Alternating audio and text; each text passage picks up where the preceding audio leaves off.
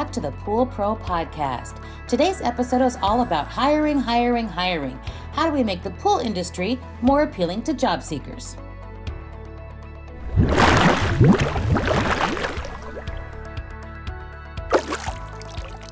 I'm your host, Michelle Kavanaugh. Thank you for coming on with us today to learn a tip or two about how to improve your business. My guest today needs no introduction, but I'll introduce him anyway. From a Fortune 50 executive to starting his own pool service business, he began as a one-man show by himself, grew it to over 50 employees and over 2,000 pools serviced per week before he actually retired and sold his business. Please help me welcome Fred Ross. Thank you. Glad to be here. Good to see you, Michelle. Absolutely. Thank you so much for coming on. This is important. You know, in our industry and all over industries in the trades, Fred, people are having issues with hiring. And it's not just the trades. Everybody's having issues with hiring. But specifically, tradespeople, entry-level positions are really a hard sell for the young people of today.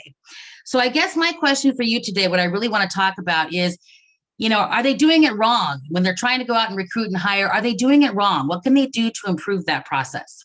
Okay. Yes. The quick answer is yes, they are. They're doing it wrong. Well, nice talking to you, folks. Thank you. I think that because the tendency is for them to try to recruit to themselves. They want another version of themselves. Well, they have to be thinking about who their audience is out there and who they're trying to recruit. So the first thing you got to do when you're trying to recruit somebody in, regardless if you're trying to recruit them to be a plumber, electrician, or whatever the trade is it has to be, you have to sell them on your industry first. Yes. Then sell them on your company and your culture and how you go about doing business. Otherwise, they just might be mercenary employees going from employer to employer looking for the next highest paycheck. You don't want mercenary employees. You want employees that buy into your company culture and that will stick with you and see growth and become more of a business associate and partner and co-owner in your business, even if it's just how they think about being in your business rather than just an employee. Yes. And so as far as, you know, selling the company versus, you know, recruiting for just your particular, are you thinking just only about yourself versus the other person who's coming on? So for me, online presence is really important, Fred. I don't know about you guys, but in today's search world on Google, everything is searchable. And if your company presence or your online presence, when they go out there and search for your company, is crap and your website stinks and your social media pages don't have anything on them, or they're not updated at all, the people of the young kids of today look at that stuff. So that's the number one thing, don't you think? That they really need to make sure that's on track. Absolutely. Yes. And then the other thing, as far as, you know, selling the company, give me an example. I think that you and I spoke earlier. Talk about how they can actually use messaging about selling their company versus selling themselves. Sure. So when you sit down with a candidate, it's, why would I want to work here? You have to think about what their possible range of choices are and what their possible range of choices are if they're new to your industry, what the industry is. Right. And here's some interesting facts for you. Did you know that electricians can make anywhere from $500,000 to $200,000 a year, and that there's 628,000 jobs that, you know, people that work as an electrician, 628,000. I'm in the wrong business. Why am I not an electrician? You're competing with that.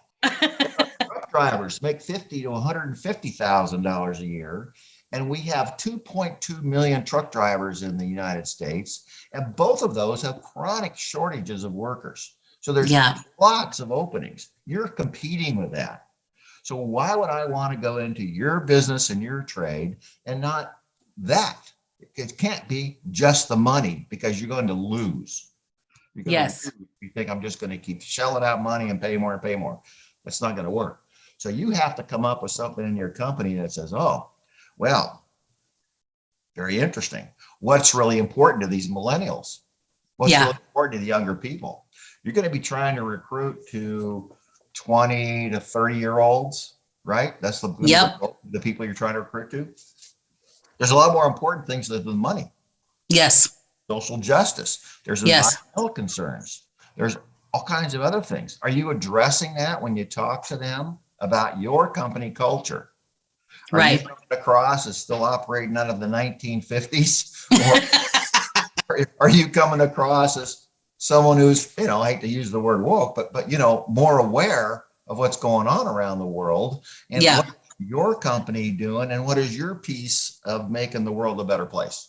Okay? And if you go out there and research what millennials care about, there's so much out there on the internet about what they care about and what's important to them. So you can actually do a search out there yourself and what's important to them. And actually, like you said, make sure that you're using that messaging or that terminology or what might be important in your, your descriptions when you're putting them out there. And the other thing we talked about that, when you and I spoke earlier on the phone is focusing on the pros of the industry. And you put a list together for me, which I completely love, Fred, which is working outside. In fact, if you do the research on millennials, working outside is important to them.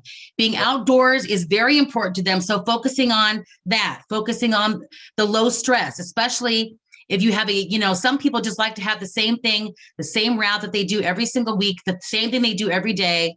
That low stress of not having to worry about coming up with what you're going to do, that's important, right? Yes. Yes, absolutely.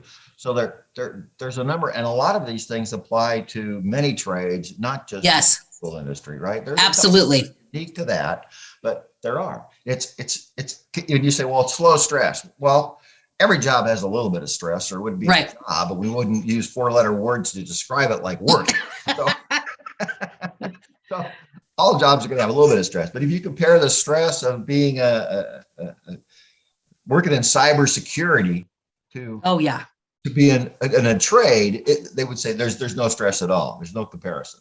So you're working independently. A lot of these jobs, you're not in a office with 50 other 100 people. You're working independently. You're out in your truck by yourself doing your thing. Some people really love that. They do. There's lots of variety. You think, well, it's really boring, the same thing every day, but it's not. You run into different things every day, learning things all the time. So you're constantly learning. And really, here's where I think the youth get lost. I see this when I talk to a lot of millennials. They have a hard time looking past the moment or the day or the week or the job or the company. They have a hard time looking past that. They don't see, wow, this could be my entry level into this industry, and I could go into design, go into management, supervision, training, Park and Rec, where they have great benefits. Yeah. Park and Rec. There's all kinds of paths available to them, business ownership. So, like I was talking to a class of USC graduates, they all wanted to become the next Jeff Zuckerberg, write some app and be a unicorn and make $1 billion. And I said, that's great, guys, but you're going to be the smartest guy in the room, along with 10,000 other smartest guys in the room, competing for this little pie. Well, if you go into another industry, you might be the smartest guy in that industry, and your competition is not nearly as much. So you've got to think about, what are you building? What's the path to it? And this is going to open the doors to a lot more potential candidates for your business than just somebody with a high school graduate that says, I can't get a job doing anything else. Because now you're painting a whole different career path here and a whole broader opportunity to somebody who might be willing to start below where they normally might, because they see a little better runway ahead. Well, I got a college degree from USC, and I'm going to go be a pool guy. Now, why in the world would they do that?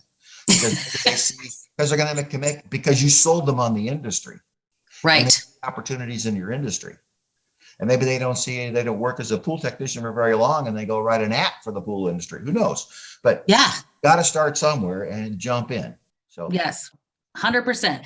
The other thing we talk about job description, writing the job description for the particular position, because I think we make a lot of mistakes in just the wording we use in our job descriptions. Don't you agree, Fred? So, you gave me a great example in regards to making your job descriptions task-based or skills-based versus task-based.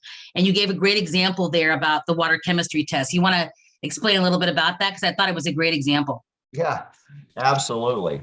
So when you're recruiting, you can say, must be able to lift 50 pounds, or, you'll see a lot of advertising. They'll say, must have a clean DMV, must be able to lift 50 pounds, must be able to do this task and that task. Well, you certainly can rephrase that and put that in a different way that says, well, you need to have the skill to be able to interpret data from a couple of tests and make intelligent decisions on the spot about what actions to take. That sounds like a whole different skill than just doing tests, right? And to meet state and federal regulations and all of that, those things, it makes it sound it isn't important. I was going to say it makes it sound important, but it really is an important task because you're potentially saving lives by, water testing. So that's important. So really focusing on those types of things to really elevate what, they're thinking as a task and a skill versus just a regular old job description. I think that's so important. What a great idea you had on that. So what we're really talking about, we wanted to have this one takeaway for you today. Fred and I are going to be back on multiple episodes coming up in the future. We're going to be talking about interview questions and making sure you have the right interview questions. We're going to be talking about hiring tips and tricks and thinking outside of the box, because a lot of us just have been doing the same thing over and over again and have not had success doing it. So are there some things out there that we can do that would, be outside of the box thinking for hiring and recruiting? Should you even hire a recruiter? Does that even make sense for entry-level positions? Everybody thinks that's just a, executive level game, but it really may potentially help you. So we're going to talk about those things in the future. If for some reason you need help with your online presence, please contact me. You can go to mkconsultingservices.com and schedule a call with me there. I would be happy to help you either with website development, SEO, your social media, whatever you may need. I'm happy to help. Again, Fred, thank you so much for coming on today. Again, I will see you in the near future. We're going to talk about lots of things, and then we'll move on to financial stuff, which is so important as well, understanding your balance sheet and your income statement and how to move forward from there. Again, thanks so much, Fred. You're welcome. A new voice in the industry, a resource for all, education for you. This is Pool Pro Podcast. Build relationships and share important news as we get ready for our next backyard adventure. Pool Pro Podcast. Backyard adventures are better together. Please take a moment to share, like, and review our content with all of those that would be interested.